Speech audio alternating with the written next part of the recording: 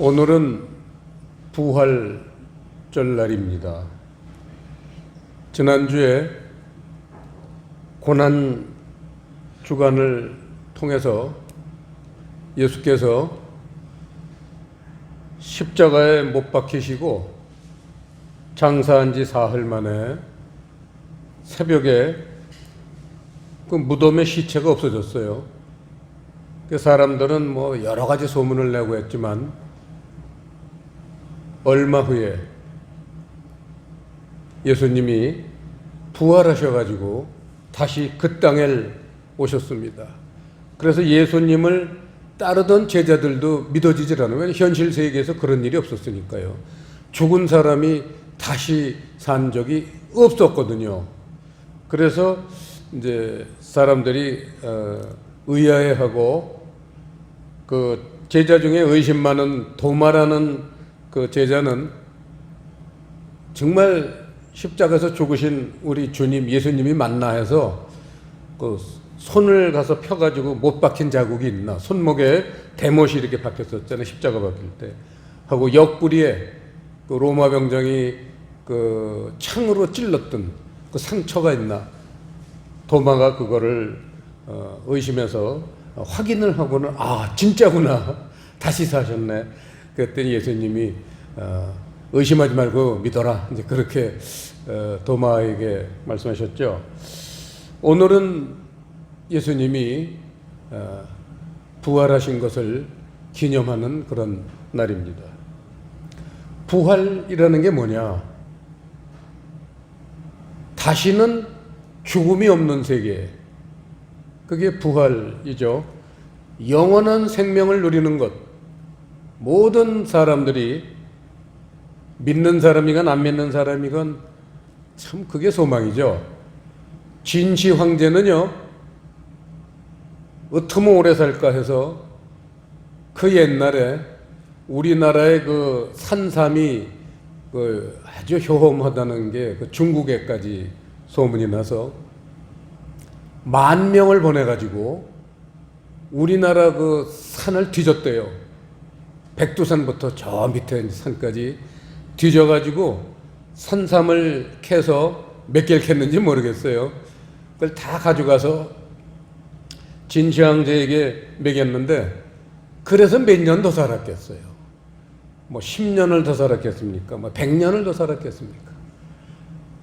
이 부활이라는 거는 영원한 생명, 모든 사람들이 그렇게 꿈꾸는 영원한 생명을 누리는 그러한 것을 부활이라고 하는데, 자, 오늘은 어떤 사람들이 그런 부활의 축복을 누릴 수 있나에 대해서 하나님은 어떻게 말씀하고 계신가, 성경을 통해서 우리가 한번 찾아보겠습니다. 그래서 한 두세 가지 가르침을 우리가 살펴볼 텐데, 첫 번째, 부활에 대해서 제일 먼저 가르침은 요한복음 11장 말씀입니다. 25절 26절 합독하시겠습니다. 예수께서 가라사대, 다시 한번, 예수께서 가라사대 나는 부활이요 생명이니 나를 믿는 자는 죽어도 살겠고 무릇 살아서 나를 믿는 자는 영원히 죽지 아니하리라. 이것을 네가 믿느냐? 여기에서 나는 부활이요 생명, 이렇게 예수님이 자기 자신을 말씀하셨는데, 부활이라는 것은 나를 믿는 자는 죽어도 살겠고, 죽어도 살겠고가 부활인데, 그거는 사실 육신의 죽음을 말하기 때문에 육신으로 죽었다가 다시 살아나는 것, 그게 부활이고요. 살아서 나를 믿는 자는 영원히 죽지 않는다, 이거거든요. 살아서라는 거는 영혼 얘기입니다. 그러니까 육체가 죽어도 다시 살려면요, 전제 조건이 있어요. 이걸 알아야 돼요. 아무나 다 그렇게 부활의 축복을 누리는 게 아니라 살아서 나를 믿었던 자, 거기서 말해서 살아서 나를 믿는 거는 육체가 믿는 게 아니죠. 그거는 우리 영혼이 주님을 믿는 겁니다. 그래서 우리 영혼이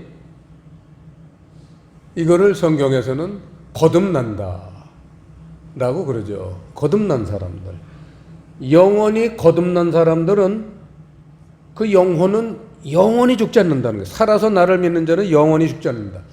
영혼은 절대 죽지 않아요. 영혼 불멸, 아주 위대한 교훈이죠. 영혼은 절대 죽지 않습니다, 여러분. 예수를 믿었건 안 믿었건 영혼은 죽을 수가 없는 존재예요. 영혼은. 근데 그 영혼이 육체 안에 거하고 있죠. 그래서 영혼하고 육체하고 같이 살지만, 근데 여기서 이 죽어도 살겠고 이 영혼도 정말 주님을 영접했느냐, 거듭났느냐, 이런 그렇지 않은 사람 두 가지 부류로 나누지만, 이 육체의 부활도요 한 가지가 아니에요. 예수 믿은 사람들 뿐만 아니라 어떻게 되느냐, 우리가 여기서 성경을 정말 잘 살펴보고 잘 취합을 해야 됩니다. 부활에는 두 가지가 있다는 걸 명심해야 돼요. 그거를 요한복음 5장, 몇 장 앞에 요한복음 5장에 보시면요, 28절 29절 합독하시겠습니다. 이를 기이 여기지 말라. 무덤 속에 있는 자가 다 그의 음성을 들을 때가 오나니 선한 일을 행한 자는 생명의 부활로, 악한 일을 행한 자는 심판의 부활로 나오리라. 부활에 두 가지가 있다고 성경에서 우리에게 알려주고 계십니다. 생명의 부활이 있는가 하면 심판의 부활이라는 게 있다는 거예요. 그래서 그 생명의 부활, 심판의 부활에다 밑줄을 치시고요, 거기다가 계시록 20장 4절에서 6절, 그 다음에 11절에서 14절, 다시 한번 불러드리겠습니다. 계시록 20장 4절에서 6절, 그 다음에 11절에서 14절. 실제로 일어나는 일이죠. 종말에 이게 주님이 오셔서 심판하실 때 얘기입니다. 그래서 계시록에 있어요. 계시록 20장. 거기에 이 생명의 부활하고 심판의 부활이 어떤 것인지를 우리한테 알려주고 계십니다. 얼마나 중요한 말씀이겠습니까? 그래서 계시록 20장을 한번 보겠습니다. 4절부터 보시면요, 또 내가 보좌들을 보니 거기 앉은 자들이 있어 심판하는 권세를 받았더라. 또 내가 보니 예수의 증거와 하나님의 말씀을 인하여 목배임을 받은 자의 영혼들과 또 짐승과 그의 우상에게 경배하지도 아니하고 이마와 손에 그의 표를 받지도 아니한 자들이 살아서 그리스도로 더불어 1000년 동안 왕노릇하니 그 나머지 죽은 자들은 그 1000년이 차기까지 살지 못하더라. 이는 첫째 부활이라. 6절 합독하시겠습니다. 이 첫째 부활에 참여하는 자들은 복이 있고 거룩하도다. 둘째 사망이 그들을 다스리는 권세가 없고 도리어 그들이 하나님과 그리스도의 제사장이 되어 1000년 동안 그리스도로 더불어 왕노릇하리라. 요한복음 5장에서 부활이 두 가지가 있다고 그랬죠. 지금 4절부터 6절까지 말씀은 첫째 부활, 아까 생명의 부활이죠. 그러니까 생명의 부활, 첫째 부활입니다. 그 다음에 두째 부활은요,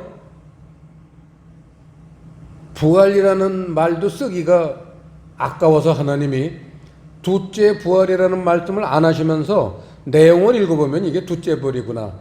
왜냐하면 심판의 부활이기 때문에 뭐 부활이라는 단어 쓰기도 아까운 거예요. 그런 인간들. 그게 어디 있냐면 11절에 보시면요. 또 내가 크고 흰 보좌와 그 위에 앉으신 자를 보니 땅과 하늘이 그 앞에서 피하여 간데 없더라. 해서 이 크고 흰 보좌라는 건 백보자, 흔히 유명한 마태복음 25장 31절부터 46절까지 양과 염소의 심판, 그거죠. 백보자 심판입니다. 여기 보면 12절에요.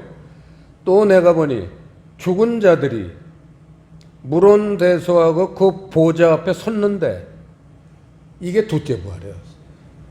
죽은 자들이 살아서 보좌 앞에, 그리스도 앞에 선다는 거예요. 죽은 자는 쓸 수가 없잖아요. 그게 두째 부활이에요. 책들이 펴 있고 또 다른 책이 펴졌으니 곧 생명책이라 죽은 자들이 자기 행위를 따라 책들에 기록된 대로 심판을 받는, 이게 심판의 부활이에요. 바다가 그 가운데서 죽은 자들을 내어주고 또 사망과 음부도 그 가운데서 죽은 자들을 내어주매 각 사람이 자기의 행위대로 심판을 받고 사망과 음부도 불못에 던지우니 이것은 둘째 사망 곧 불못이라, 지옥이라는 거예요. 그래서 둘째 부활이라는 거는 지옥에 보내기 위해서 다시 살리는 사람.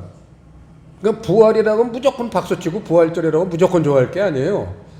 첫째 부활에 내가 속하느냐, 그런 마음에 확신이 있는 사람, 이분들이 정말 부활절에 박수를 칠 수 있는 장본인이 될 수 있죠. 자, 그래서 그러면 누가 그 첫째 부활, 생명의 부활에 나갈 수 있느냐? 4절에 아까 있었죠. 예수의 증거와, 증거라는 단어에도 밑줄을 치시고요. 성경에서는 증거하면 그게 뭐죠? 증거가 뭐예요?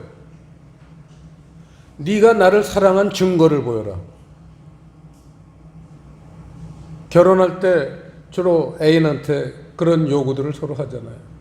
네가 정말 나하고 결혼하고 싶으면 정말 나를 사랑하는지, 내가 평생을 너에게 맡길 수 있는지 그 증거를 보여라. 나를 사랑하는 증거를 보여라. 이 사람이 나를 사랑하는구나. 그걸 확실히 확인할 때 그 청혼을 받아들이잖아요. 자, 증거라는 건 사랑이야. 사랑의 행위. 나타나야 돼요. 증거라는 건. 내 마음으로 널 좋아했다니까 그건 안 돼요. 미스킴을 좋아하면서도 입으로만 내가 널 좋아한다니까, 이런 은큼한 사람이 얼마나 이 세상에 많습니까? 얼마나 많아요.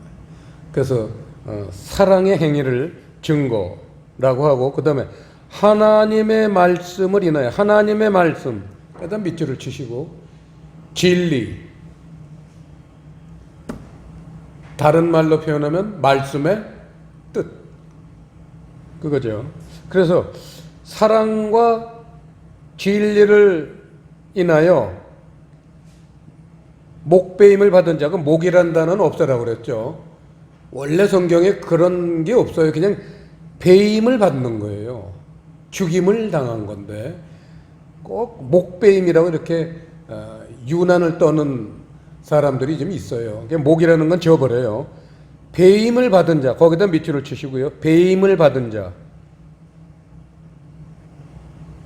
이 배임을 받은 자를 이게 잘못 해석하면 순교당한 자, 이렇게 오해를 할 수가 있어요. 그래서 순교당한 자만 그럼 다 천국 가는구나. 순교당하지 않으면 한 사람도 천국 못 가겠네. 이런 엉뚱한 발상을 하기가 쉬운 게 바로 이 배임을 받은 자. 이거를 그저 글자적으로 문자적으로 읽으면 그렇게 되죠. 그래서 배임을 받은 자에다 밑줄을 치시고 육을 청산한 자,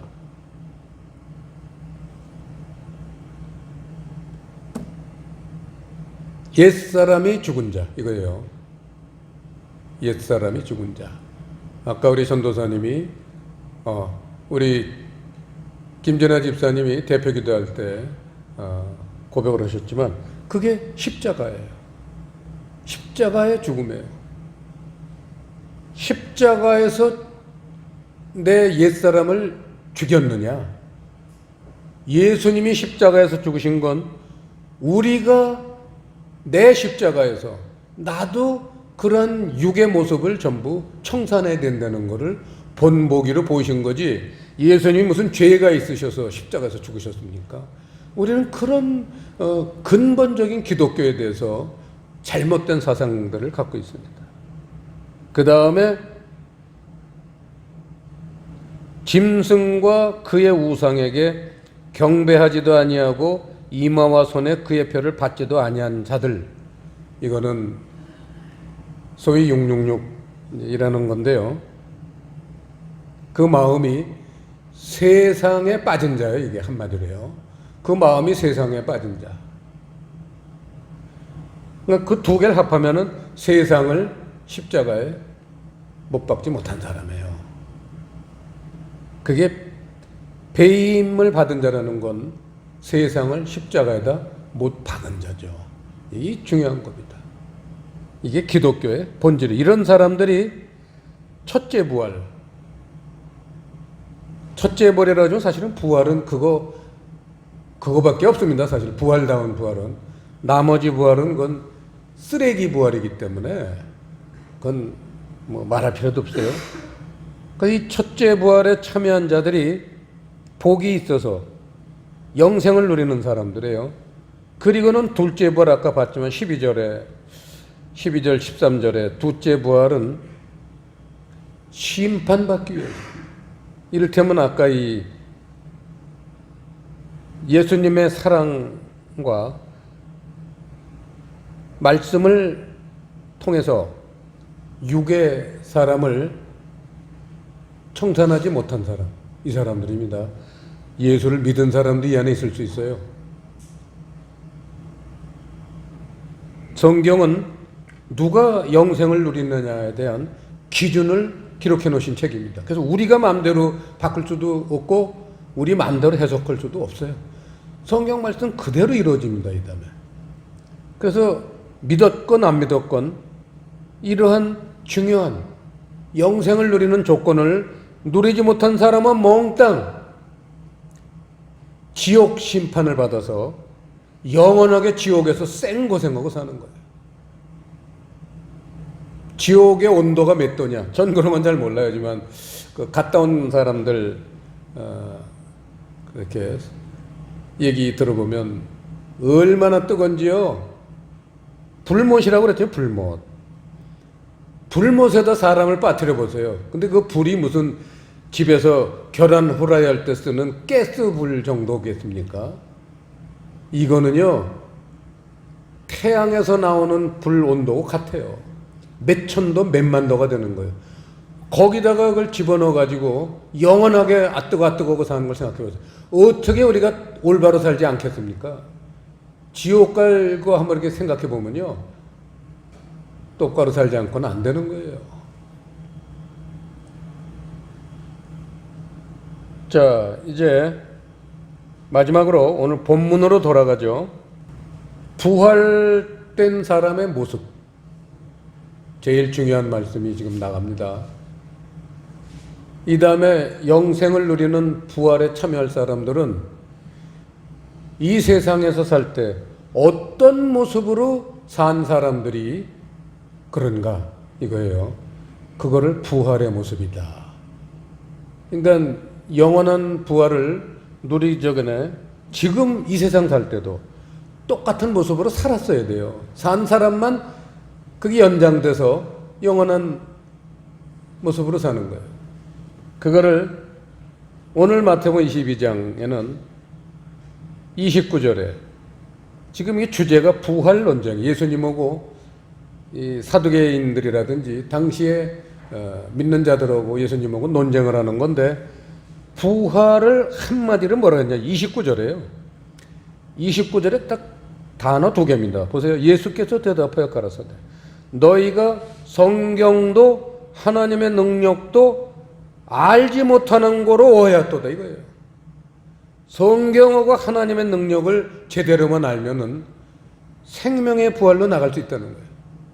영생을 누릴 수 있다는 거예요. 이게 얼마나 중요한 핵심입니까? 그래서 이 성경이라는 단어에다 밑줄을 치시고 칠판에 있는 그라페, 거기서 성경이라는 단어는 그라페를 번역한 게 성경이에요.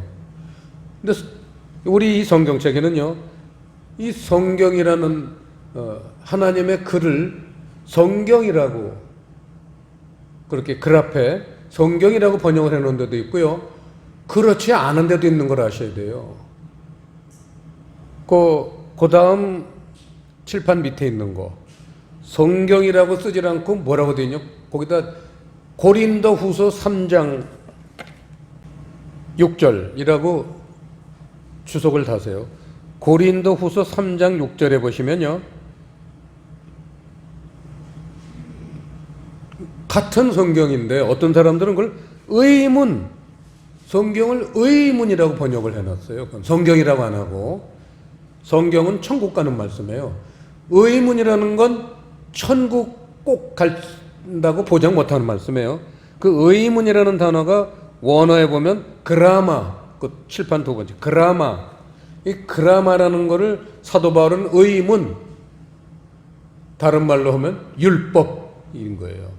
글자대로 읽는 성경, 문자대로 성경을 보면 그게 그라마인데, 이거는요 천국 가는 걸 보장 못합니다. 이 그라마 속에는 그 내용이 있어요. 글자로 된 성경에는 내용이 있는데 그걸 말씀의 뜻이라고 합니다. 그걸 진리라고 하는 거예요. 그 말씀의 뜻을 깨달을 때 우리의 마음의 모습이 주님의 모습을 닮아가서 결국은 육신적인 것도 좋아하던 것도 다 청산하고 영원하게 사는 모습으로 미리 사는 거예요. 그 미리 사는 조건이 진리입니다. 그리고 그 진리가 사람을 사랑의 길로 인도하기 때문에 진리와 사랑, 이게 부활의 모습이에요. 그 죽기 전에 우리가 이런 진리와 사랑의 모습으로 약하게 살았건, 그걸 아주 많이 살아, 그거는 안 따져요. 30배, 60배, 100배. 거기서 30배부터 시작했지만 1배부터예요. 1%부터 100%까지예요. 그런 진리와 사랑을 얼마나 많이 누렸느냐, 그거는 천국을 가느냐 못 가느냐 문제가 아니라, 천국에 가서 1%만 있어도, 눈꽃만큼만 있어도, 하나의 말씀을 그 뜻을 눈꽃만큼만 깨닫고 눈꽃만큼만 실천을 했어도 천국은 가요. 그런데 30배, 60배, 100배라는 건 이건 상급이에요. 천국에 가서 얼마나 하나님에게 귀한 대접을 받느냐, 면류관의 크기가 얼마냐, 흔히 그렇게들 말하는데, 천국에 가도 똑같은 대접이야. 천국도 3층천, 천국이 3층으로 되어 있다고 그랬어요. 그러니까 그 아주 진리와 사랑을 정말 많이 실천한 사람들은 아주 그 하나님에게 더 귀하게 대접을 받을 겁니다. 자, 그래서 이 진리와 사랑, 이 진리를 깨달아서 사랑을 실천하자, 이게 이제 부활의 핵심인데, 여러분 흔히 이 사랑이라는 게 칠판의 끝에 보면 세 번째 디나미스, 아주 유명한 단어입니다. 성경에서 가장 중요한 단어 중에 하나라고 할 수 있어요. 디나미스라는 거는요, 여기서 다이나마이트라는 영어가 파생됐어요. 폭발력. 그래서 이거를 디나미스는 성경사전에 보면 능력, 힘, 그 힘이라는 게 다이나마이트죠. 폭발력. 여러분 아시잖아요. 폭탄이라는 게 조그만 덩어리 하나 같은 게 떨어지면 그게 사방 몇 킬로의 사람들, 몇십만 명을 죽이잖아요. 요즘은 무기가 발달해서요, 몇백만 명을 죽일 수 있는 무기도 있을 거예요. 자, 결론입니다. 그럼 사랑이 뭐냐? 이거를 많은 사람들이 오해를 하고 있는데, 사랑은 대단한 일을 하는 게 아닙니다. 남을 위해서 마음과 시간을 얼마나 기울이느냐, 이게 사랑이에요. 가장 대표적으로 남을 위해서, 이웃을 위해서 마음과 시간을 낼 수 있는 게 기도입니다. 기도는 돈도 안 들어요. 기도할 때, 그래서 기도는 내 자신의 기도도 물론 해야 되고 중요하지만 더 중요한 건 중보 기도입니다. 남을 위해서 기도하는 것. 그래서 기도 시간에 내 기도는 반 이상 넘으면 안 돼요. 아무리 바쁜 일이 많고 급한 일이 많고 중요한 일이 많아도 나를 위한 기도는 반이 넘으면 안 돼요. 반 이상은 나와 다름없는, 내 가족도 좋고 내 이웃도 좋고 내 왼수까지 남을 위해서 시간을 내서 그 사람을 위해서 그 사람을 위로해주고 그 사람을 용서하고 그 사람이 잘 되길 빌고 그 사람을 격려해주고 그 사람이 못 들어도 괜찮아요. 내가 하나님한테요, 그 사람을 격려하고 싶은 마음을 전달하면요, 하나님이 그 마음을 그 사람에게 전달해 주시는 이 기도의 힘이에요. 그래서 그 사람이 정말 그냥 죽고 싶고 살맛이 안 나던 사람도요, 주변의 사람들이 그 사람을 위해서 얼마나 기도해 주냐, 그 사람이 갑자기 삶의 의욕이 나고 행복하게 살 수도 있는 거예요. 이게 기도의 위력입니다. 물론 우리는 이웃사랑하면 물질적인 것만 생각해요. 물질적인 것도 빼면 안 되겠죠. 하지만 사실은 물질적인 것보다도요, 우리 내면 세계로 이웃을 사랑하는 것, 이게 더 큽니다. 그게 참 사랑이에요. 거기에 물질까지 곁들이면 좋죠. 아주 나하고 척진 사람들 더운 여름에요, 수박 한 덩어리 사다가 더운데 이거 좀 잡수세요, 얼른 주고 와보세요. 그럼 나하고 척 졌던 사람이요, 그 수박 먹으면서 뭘 생각하겠어요? 내가 잘못 저 사람이 날 미워하는 줄 알았더니 아니구나, 풀어주는 거예요. 이래서 원수를 사랑하게 되는 거예요. 수박 한 덩어리가 원수를 사랑하게 만든다니까요. 이런 게 이제 물질이 따를 때. 그리고 기도는요, 상대방이 모르는 거겠죠. 우리 만날 때 왜 그런 얘기를 많이 듣잖아요. 무슨 얘기 나눠? 당신이 나를 위해서 그런 기도를 해주셨군요. 어쩐지 제가 아주 마음이 편해졌습니다. 왜 이런 간증들 많이 듣죠. 좀 많이 듣으니까 우리 믿는 사람들, 당신의 기도 때문에 내가 이렇게 이 문제가 해결됐군요. 최근에도 우린 그런 걸 많이 겪고 있습니다. 우리 사모님이 제일 많이 겪어요. 우리 사모님 정말 기도 많이 하십니다. 거기에 대해서는 제가 아주 근처도 못 따라갑니다. 우리 사모님은 정말 기도를 많이 하시는데, 그 사람들이 대화를 하다 보면 우리 사모님한테 그런 얘기를 많이 간증으로 내놔요. 사모님 기도 때문에 제가 이렇게 됐군요. 여러분, 그 사람도 그렇게 중보기도 온 것 때문에 좋으신데, 이걸 처음에 들으신 하나님은 얼마나 더 기뻐하셨겠어요. 그러니까 그 사람을 천국으로 안 데려갈 수가 없는 거예요. 기도하시겠습니다. 아버지 하나님, 오늘 부활절 날 좋은 부활, 나쁜 부활에 대해서 살펴보게 해주셨더니 감사드립니다. 오늘 이 말씀을 들은 우리 성도들이 한 사람도 예외 없이 다 좋은 부활, 첫째 부활에 참여하는 사람들이 될 수 있도록 성령님 인도해 주시옵소서. 감사를 드리오며 예수님 이름으로 기도드리옵나이다.